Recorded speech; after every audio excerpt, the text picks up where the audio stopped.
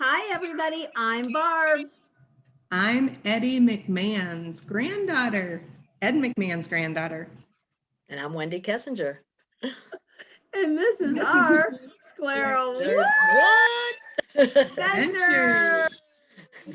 Happy Scleroderma Awareness Month, everybody. We are so honored that you have joined us. We are bringing you a scleroderma patient every single day because we believe that the best way for you to learn about scleroderma is from the people that live with it on a daily basis. And so we are so happy to be joined today by Wendy from New Mexico. Thank you so much for joining us. Thank you for having Welcome. me. Thank you. Tell us, Wendy, what form of scleroderma were you diagnosed with? Systemic. Systemic. And do you know if it's limited or diffuse? I do not. That's all it's been diagnosed as systemic. Systemic. That's perfectly acceptable. And tell us, when was that you were diagnosed? In 2006, And what were the first symptoms that kind of led you to even go to the doctor? the numbness in my fingers. I get cold very easily. And, everybody would be sitting around in short sleeves and I'd have a jacket on and my fingers just kept getting numb and numb and it got really uncomfortable and even hard to hold like a pencil. So a friend suggested I go see a doctor, and that doctor then sent me to a rheumatologist, and there the journey started.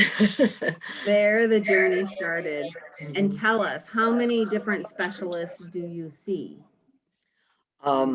I have a rheumatologist, a pulmonologist, and then I go to the heart specialist for my echo.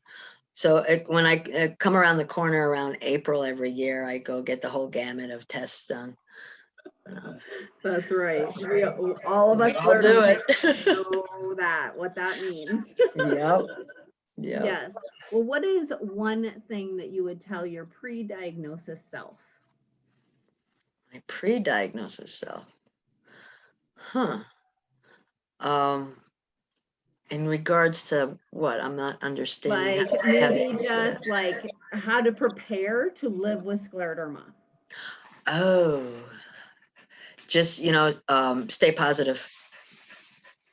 Stay positive. Don't buy into, we're all different, and, your mind will play a lot on repairing your body.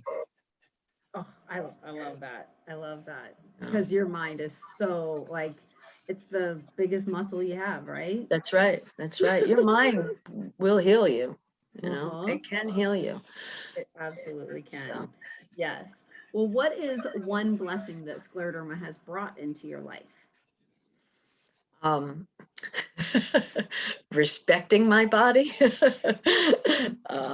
paying attention, and, seeing things different. The old saying, stop and smell the roses. Find your happy spot. Find your downtime. Our downtime is extremely important because that's our battery charging. I set my days up at least to have an hour a day to myself, even if I have to get up before anybody else, which I do, and have quiet time and have my coffee and just chill and relax and before the crazy day gets going. But I think that's a real healing moment that we need to stop sometimes and just do something that you like. Give ourselves time to breathe, right? Exactly. Yeah. Yes. Well, tell us, what does Scleroderma Awareness Month mean to you? Well, I think it's every month. But I think this is great that, we have forums and that we're not alone and that we learn from other people, what worked, what didn't work, what we can try, that these certain things that happen to us at different times are not abnormal. It's part of it, and it gives you a comfort. So I think this is great. This is wonderful. It's great to be here. Awesome. And tell us, what is one thing you would like everyone to know about scleroderma? That it's the challenge. It's a challenge. It's different. It's not an ending. Mhm. Most people have never even heard of it, Mhm. so it's like, and so they just think, oh, okay, so you have like a skin thing. Yeah, it's just a skin thing. You don't know the half of it. It's I don't know. We're all just different, and we just have to go with it. That's all. Mhm. Yeah, most people will say Sclero-What? Yeah, Right? exactly. That's exactly Thus, true. thus the name of our page. Please, I've even gone to some of the medical groups, and they're like, "Yeah, what?" I'm like, "Are you Uh-huh. serious?" Exactly. Yes. And there's a lot more of us than anybody even realizes, because half the time I believe that we have it 20 years before we even know we have it. Yes, very Something common. triggers it, you Mhm. know, Yep. and that's our path. That's Mhm. We all have different paths, right? So, Absolutely. Absolutely. All right. Randine, you're uh-oh. up, girl. Or actually, wait, who are you again? Who'd you Eddie. introduce yourself? Eddie McMahon. Oh, Eddie McMahon. That's McMahon. my grandfather. You watched yesterday's episode. We were talking about wigs at the end, and it just so happened I have a lovely wig here, and and I'm at my mom and my brother's right now, and Barbara's like, "You brought your wig with you?" And I'm like, "Barb, I don't even own a wig. No idea. This You is my guys, mom's wig." wait, I do want to point out that we have done an episode with both of us have like I had pink hair and you had Oh yeah. blue or something. Like we do have a couple wigs or floating around here somewhere. Like They cost maybe $3. This is this one's much more expensive. This one's like what Kathy told us, like, is this the $1,000 range? I don't know if this one is the 1,000. And anyway, my head's too big for it, and it's really itchy. So okay, everybody. This Wendy that we have been talking to, she is the coolest person I've met on this Saturday. And a long time, let me tell you. I think Barb and I need to go to New Mexico and do an adventure with her. Yes. I could even write a book with everything, all these adventure stories she has to share. I would just be like this, listening to her. Come out, come play. And I don't know if we didn't talk about it, but do you go to the balloon festival in Albuquerque? I don't. I've seen it from the mountains, because I used to live up in the mountains behind there. I have a lot of friends that go down there. It's a lot of people from my too much. It's beautiful to see, and you can see it, and they drop down to the Rio. But right here, we can watch them from our house, because they do a little. They have a whole slew of balloons that come here and take off the lake, Mm-hmm. and we can sit right out on porch there and watch them. Mm-hmm. It's really cool. Barb and her husband are balloonists. There you go. Mm-hmm. Excellent. So now you have to come. You've been to New Mexico then. You've been to Albuquerque with I your have. balloon. Yeah, there I you have. go. Well, they do it at Elephant Butte here. Yeah. So, okay, Absolutely. I'll get to my random Randine question. Uh-oh. Here we go. What are 3 items on your bucket list? You've done so Wow. much, I don't even know if you have a bucket A list. bucket list. I would like to go to Italy. Oh, everybody, she's Italian. That's right. She makes gravy and she Yes, I did. recipe, and we cannot stir her sauce. We've been on that road with people. To the mob too. I love to hear mob stories. Oh, So you're going to Italy. yes, I'd like to go to Italy. I want to learn to play a native flute. I have one. I haven't had time to play it yet. Mm-hmm. And what else do I want to do? I don't have anything huge on my bucket list anymore. Egypt would be really cool to see the pyramids. Mhm. Okay, very cool. Well, you, Barb, what's your bucket list? Oh my goodness. Good question, Randine. I should probably make a bucket list. But I would say, well, for me, I actually would like to travel the United States. Like With I want Randine. Whatever you say for a bucket list, I'm going to throw in with Randine.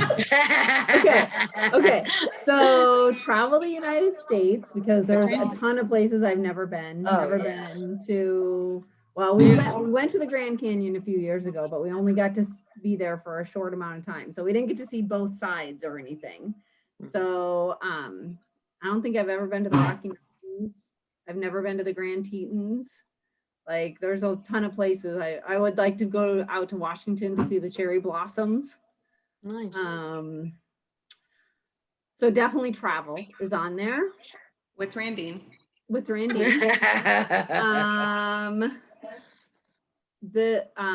Well, this is a bucket list item, and I think we're actually going to do it next year, is we're going to put in an outdoor kitchen in our house. Cool. So we're building an outdoor kitchen with a pizza oven and all that. You need stuff. an Italian to come out and cook? So my husband is Italian, Wendy. There you go. Which is why we need the pizza oven. Awesome. Yes. And I don't know what would be something else, Randy. You got to know. You've known me long enough. What else would be on my bucket list? I think going to Mexico to the beach. Well, I'm going to Cancun in October. Yeah, Cancun. Nice. So that's your bucket list. Nice. So yeah. Yes. With Randine. With Randine.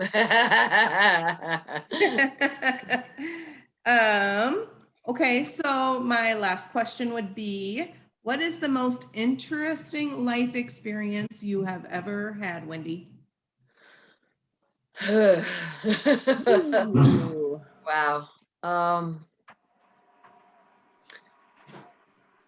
Man, I don't know if I can narrow it down really to one. With the searches that we do, they're always special. And we haven't talked about that. Yeah, they're always very special. Every one of them is so important and just so right there that never leaves you. So I have to say, I can't narrow it down to one. Okay, so I need to just promote this for you because what you do is so special. So if anybody has a Randine, excuse me. I was waiting.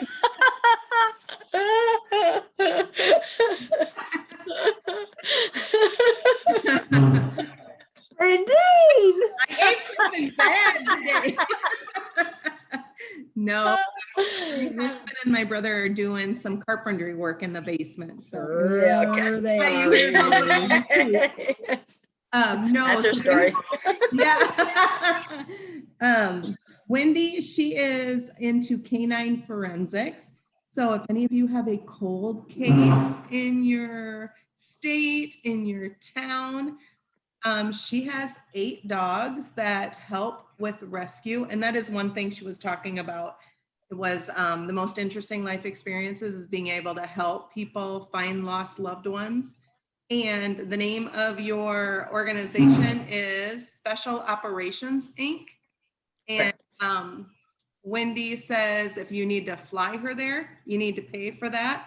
Otherwise, the rest is volunteer to help. So that's why I'm like, gosh, it's so amazing to talk to you today. We could be here hours, or I could just come over and hang out for hours or days. And yeah.